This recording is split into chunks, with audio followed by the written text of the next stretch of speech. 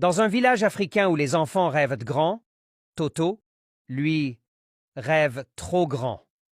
Ce matin-là, Toto arrive en classe avec un pot rempli de terre. Madame Kofi le regarde, méfiante.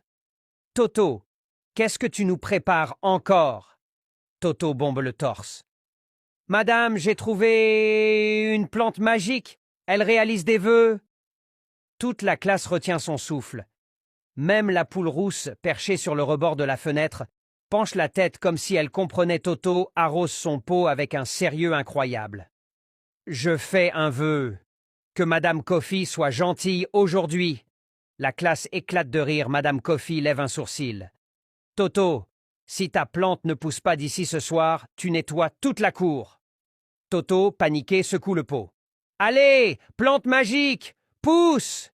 Tout à coup, la poule saute du rebord, picore dans le pot et soulève une minuscule pousse verte. La classe crie. « Wouh! Elle a poussé !» Toto saute partout. « Vous avez vu? Ça marche !» Madame Kofi croise les bras. « Toto, ta plante n'est pas magique. Ta poule a juste déterré la graine. » Toto rougit. La poule caquette fièrement, comme si c'était elle la magicienne. Et depuis ce jour, on raconte au village que la seule magie que Toto possède, c'est d'avoir une poule plus intelligente que lui.